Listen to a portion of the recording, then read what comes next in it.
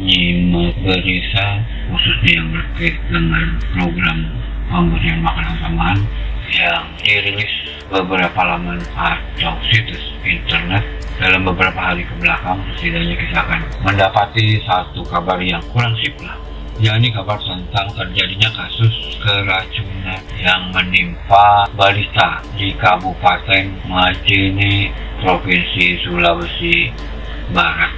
Setidaknya 42, ada juga yang menyebut 43 balita kemudian dilarikan ke puskesmas dan seorang disebut-sebut kemudian dirujuk ke Rumah Sakit Umum Daerah Majene, Sulawesi Barat.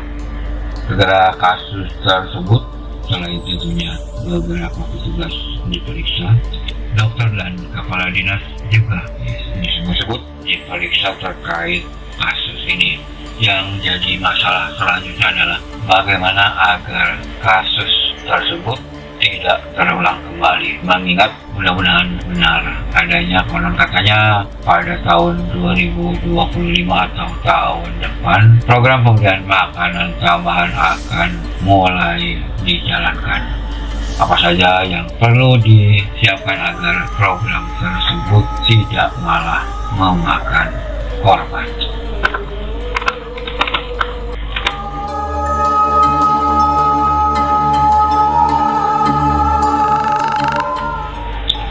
Bagaimana solusinya agar kasus serupa tidak terulang? Setidaknya ada beberapa hal yang perlu disiapkan. Yang pertama yaitu pembentukan TRC atau tim reaksi cepat.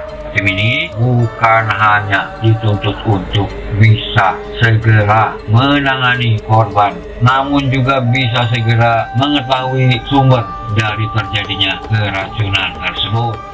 Kasus yang terjadi di Mamuju menunjukkan bahwa makanan yang dijadikan sampel untuk diuji di lab ternyata sudah dalam kondisi basi.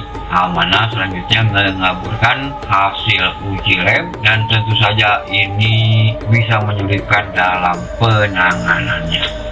Namun membentuk tim reaksi cepat saja tentunya tidaklah cukup. Beberapa hal lain yang perlu pula dipikirkan ketersediaannya, yakni sumber daya manusia yang terampil.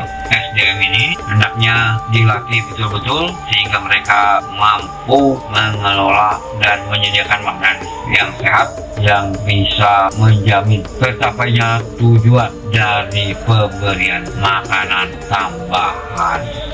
Beberapa hal yang perlu dikuasai oleh mereka yang jadi pengelola penyelenggaraan makanan ini yaitu adalah tentang kebersihan, kedua tentang pentingnya penggunaan air yang bersih, kemudian ketiga tentang cara pemasakan yang benar, keempat yakni mampu menjaga suhu makanan hasil olahan di tempat yang aman.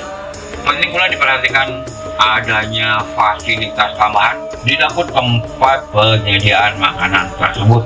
Dapur yang tersedia hendaknya mampu atau memiliki tempat yang memisahkan antara makanan yang mentah dengan makanan yang matang dan siap disajikan. Hal penting lain berkait dengan HACCP atau Hazard Analysis and Critical Control Point. HACCP adalah sebuah metode sistematis berbasis sains yang mengidentifikasi risiko bahaya tertentu dan tindakan pengendaliannya untuk memastikan keamanan dari makanan yang diproduksi. Dan yang terakhir tentunya adalah monitoring dan evaluasi.